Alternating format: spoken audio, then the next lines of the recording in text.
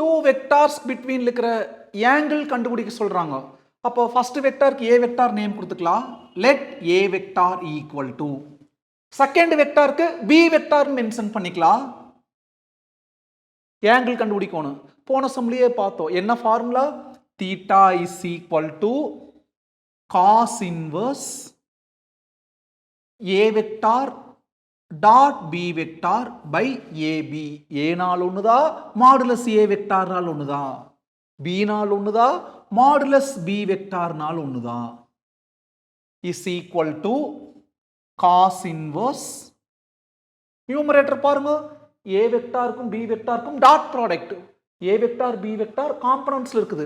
எப்படி dot product கண்டுபிடிக்கணும்?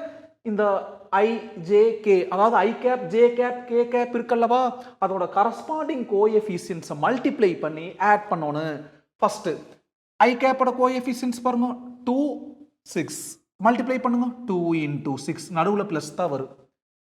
J கேப்போட கோஎஃபிஷியன்ஸை மல்டிப்ளை பண்ணுங்க 3 into -3 அப்புறம் நடுவுல பிளஸ். கே கேப்போட கோஎஃபிஷியன்ஸை மல்டிப்ளை பண்ணுங்க -6 into +2 டினாமினேட்டர் பை ஏ வெக்டாருக்கு மாடுலஸ். மாடுலஸ்னா என்ன ஃபார்முலா பார்த்துருக்கிறோம்? ரூட் ஓவர் இந்த ஏ வெக்டார்ல இதுல என்ன பண்ணணும்னா ரூட்டுக்குள்ள ஐ கேப்போட கோஎஃபிஷியன்ட் அதுக்கு ஒரு ஸ்கொயர், நடுவில் பிளஸ் மட்டும்தான் வரும், பிளஸ் ஜே கேப்போட கோஎஃபிஷியன்ட் அதுக்கு ஒரு ஸ்கொயர், பிளஸ் கே கேப்போட கோஎஃபிஷியன்ட் -6 அதுக்கு ஒரு ஸ்கொயர். அப்போ மாடுலஸ் ஆஃப் எனி வெக்டாருக்கு என்ன ஃபார்முலா பார்த்துருந்தோம்? ரூட்டுக்குள்ள coefficient of I cap square plus coefficient of J cap square plus coefficient of K cap square. இப்போ தான் ஏ வெக்டாருக்கு மாடுலஸ் கண்டுபிடிச்சுக்கிறோம். அடுத்தது என்ன வேணும்? பி வெக்டாருக்கு மாடுலஸ். அப்போ திரும்ப ஒரு square root of B vector. இதுதான் பி வெக்டார். அதில் ஐ கேப்போட கோஎஃபிஷியன்ட் 6 ஸ்கொயர் பிளஸ் ஜே கேப்போட coefficient -3 the whole square plus K கேப்போட கோஎஃபிஷியன்ட் 2. அப்போ 2க்கு ஒரு ஸ்கொயர். இப்போ சிம்பிளிஃபை பண்ணலாம். Is equal to cos inverse 2 into 6 12, 3 into -3 -9, -6 into 2 -12 by அப்போ நியூமரேட்டர்ல 12 -12 கேன்சல் ஆயிரு. டினாமினேட்டர் பாருங்க ரூட் ஓவர் 2 ஸ்கொயர்னா 4, 3 ஸ்கொயர்னா 9, -6 the whole square 36. அதே மாதிரி அடுத்தது ரூட் ஓவர் 6 ஸ்கொயர்னா 36 plus -3 the whole square 9 plus 2 ஸ்கொயர்னா 4. அப்போ என்ன வரும்? Cos inverse. கவனிங்க, நியூமரேட்டர்ல என்ன இருக்குது? -9 by 36 plus 4 40, 40 plus 9 49, root 49 7. அப்போ இதோட சிம்பிளிஃபிகேஷன் 7. அடுத்தது பாருங்க 36 plus 4 40, 40 plus 9 49, root 49 7. அப்போ 7 into 7 49. இதுதான் angle between those two vectors. இந்த காசை பொறுத்த வரைக்கும் இந்த 0 1/2 1/√2 √3/2 1 இந்த 5 வேல்யூ வரப்போ டேபர் காலத்து பார்த்து எழுதுவோம். மீதி ஏதாவது வர்றப்போ என்ன பண்ணிக்கிறோம்? அப்படி எழுதிக்கிறோம். பாருங்க 9/49 அதனால அப்படியே எழுதிட்டோம். செகண்ட் சப்டிவிஷன் என்ன கொடுத்துக்கிறாங்க?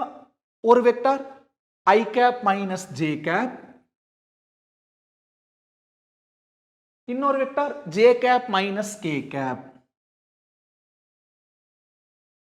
நேம் கொடுத்துக்கலாம். ஃபர்ஸ்ட்டுக்கு ஏ வெக்டார், செகண்டுக்கு பி வெக்டார். அப்போ A vector B vector between இருக்கிற ஆங்கிள் கண்டுபிடிக்கணும். தீட்டாக்கு என்ன ஃபார்முலா? Cos inverse. இதே formula A vector dot B vector by modulus A vector into modulus B vector is equal to cos inverse. Numerator கவனிங்க, A vector B வெக்டாருக்கு dot product. அப்போ இந்த ரெண்டுக்கு டாட் ப்ராடக்ட் என்ன பண்ணணும்?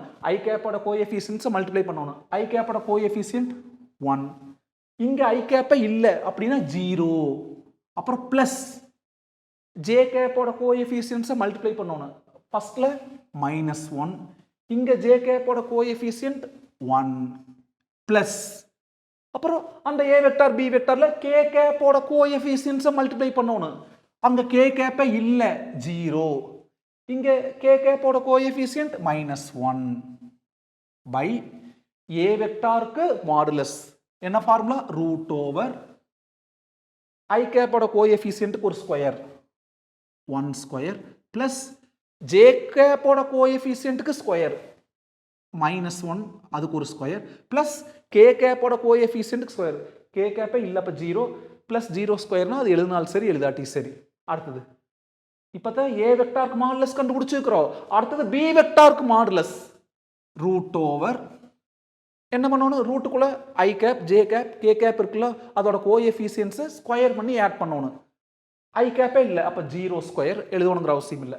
ஜே கேப்போட coefficient 1 square plus K கேப்போட coefficient -1 ஒரு ஸ்கொயர்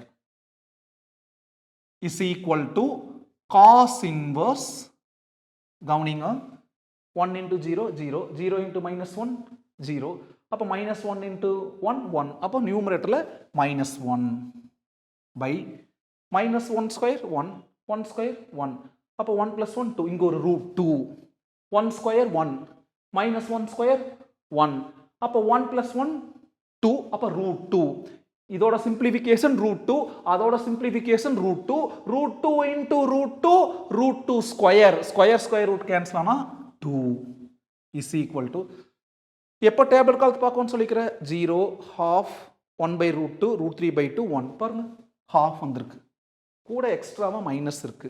அப்போ எப்படி அப்ரோச் பண்றதுன்னு கேர்ஃபுல்லா கவனிங்க. காஸ்ட்ல negative we know very well கவனிங்க all silver tea cups 0 degree 90 degree 180 degree கேர்ஃபுல்லா கவனிங்க. இப்போ காஸ்ட்ல என்ன வந்திருக்குது நெகட்டிவ். காஸ் எங்கெல்லாம் பாசிட்டிவ் ஃபர்ஸ்ட் குவாட்ரண்ட்ல பாசிட்டிவ் அப்புறம் சிங்கிறது ஃபோர்த் குவாட்ரண்ட் பாசிட்டிவ். ஆனா இங்க காஸ் நெகட்டிவ் வேணும். அப்போ second quadrant or third quadrant. இப்போ எப்படி 4 குவாட்ரண்ட் இருக்குது அல்ல எந்த குவாட்ரண்ட்டுக்குள்ள வரணும் அப்படிங்கறத எப்படி தீர்மானிக்கிறோம்னு பாத்தீங்களா? காஸ்ல நெகட்டிவ் ஆல்னா எல்லாமே பாசிட்டிவ் அப்ப காஸ் பாசிட்டிவ் சீனா காஸ் பாசிட்டிவ் அப்ப ஃபர்ஸ்ட் குவாட்ரண்ட் ஃபோர்த் குவாட்ரண்ட்ல காஸோட நிலைமை பாசிட்டிவ். நெகட்டிவ் அப்படிங்கிறது செகண்ட் குவாட்ரண்ட் அல்லது தேர்ட் குவாட்ரண்ட். இப்போ அது வருமா இது வருமா டவுட் வரும். ப்ராப்பர்ட்டி இந்த டாட் ப்ராடக்ட்ல ப்ராப்பர்ட்டிஸ் தெளிவா சொல்லுது. என்ன சொல்லுது அப்படின்னா பாசிட்டிவா இருக்கிறப்போ ஃபர்ஸ்ட் குவாட்ரண்ட்டுக்குள்ள தான் ஆங்கிள் இருக்கணும். அந்த டாட் ப்ராடக்ட் பொறுத்த வரைக்கும் அந்த காசோட நிலைமை எப்படி இருக்கணும் ஆங்கிள் பாசிட்டிவ் ஆங்கிளா இருந்தா ஃபர்ஸ்ட் குவாட்ரண்ட் நெகட்டிவ் ஆங்கிளா இருந்தா செகண்ட் குவாட்ரண்ட். அப்போ காஸ் செகண்ட் குவாட்ரண்ட் தேர்ட் குவாட்ரண்ட்ல என்னவா இருக்குது நெகட்டிவா இருக்குது. அப்படி நெகட்டிவா இருந்தா கூட ப்ராப்பர்ட்டி கூட கம்பேர் பண்ணி பார்க்குறப்போ செகண்ட் குவாட்ரண்ட்டுக்குள்ள இருக்கிறது மட்டும்தான் எடுத்துக்கணும். அப்போ என்ன ஷார்ட்கட் செகண்ட் குவாட்ரண்டா இருந்தா பை மைனஸ். சப்போஸ் வேற அந்த ரூல்ஸ் இல்லாம தேர்ட் குவாட்ரண்ட்டுக்குள்ள எடுக்கிற மாதிரி இருந்தா பை பிளஸ். இப்போ நம்ம கட்டாயமா பை மைனஸ் எடுத்தாகணும். ஏன்னா செகண்ட் குவாட்ரண்ட்டுக்குள்ள இருக்கிறப்போ பை மைனஸ் தேர்ட் குவாட்ரண்ட்டுக்குள்ள இருக்கிறப்போ பை பிளஸ். இங்கே செகண்ட் குவாட்ரண்ட் அதனால பை மைனஸ். இந்த மைனஸ்க்கு பிராயச்சித்தமா தான் பை மைனஸ். அதுக்கப்புறம் என்ன இருக்குது cos inverse half. we know very well என்ன நமக்கு தெரியும் cos 60 degree equal to 60 degreeங்கிறது pi by 3 180/3 60 degree equal to 1/2 value. cos அந்த பக்கம் போனா cos inverse அப்ப pi by 3 equal to cos inverse 1/2. cos inverse 1/2 பாருங்க cos inverse 1/2 னா என்னது pi by 3 இங்க எழுதிக்குங்க. இந்த ஸ்டெப் புரிஞ்சுதா? இந்த மைனஸ்க்கு பதிலாத்தா பை மைனஸ் அப்புறம் அந்த cos inverse 1/2 cos inverse 1/2ங்கிறது பை பை 3 கீழே எது இல்லைன்னா 1 சிம்பிளிஃபை பண்ணுங்க. டிஃபரெண்ட் டினாமினேட்டர் எல்சிஎம் எடுக்கணும். Cross multiplication pi into 3 3 pi minus 1 into pi 1 by 3 pi minus 1 by 2 pi by 1 into 3 3. இதுதான் angle between those two vectors. பைனா 180 180 by 3 60 degree 2 into 60 degree 120 degree 120 டிகிரிங்கிறது second quadrant 90 டிகிரிலேருந்து 180 டிகிரிக்குள்ள தான் இருக்குது. இந்த ட்ரிக்னாமெட்ரியோட concept புரிஞ்சுதா? எப்பெல்லாம் trigonometry வருதோ அப்போ நாம கேர்ஃபுல்லாக பொறுமையாக நிதானமாக டீல் பண்ணணும். என்ன வந்துருச்சு? நெகட்டிவ் வந்துருச்சு. காசு எங்கெல்லாம் நெகட்டிவ்? செகண்ட் குவாட்ரண்ட்லையும் தேர்ட் குவாட்ரண்ட்லையும். ரெண்டில் எது வேணுமா எடுத்துக்கலாமா? எடுத்துக்கூடாது. ஏன்? டாட் ப்ராடக்டோட ப்ராப்பர்ட்டி என்ன சொல்லுது? காஸ் நெகட்டிவ் வந்தால் செகண்ட் குவாட்ரண்ட்டுக்குள்ள இருக்கிறத எடுத்துக்கணும். அப்போ செகண்ட் குவாட்ரண்ட்.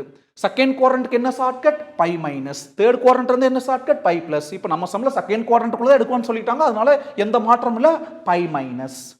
அந்த மைனஸ்க்கு அப்புறம் எதை எழுதணும்? இந்த மைனஸுக்கு பதிலாக தான் பை மைனஸ். அப்புறம் காஸ் இன்வர்ஸ் 1/2 பார்க்கணும். காஸ் இன்வர்ஸ் 1/2 எவ்வளோ? Pi by 3. அப்போ இதுக்கு எல்சிஎம் எடுத்தோம்னா 2 பை பை 3.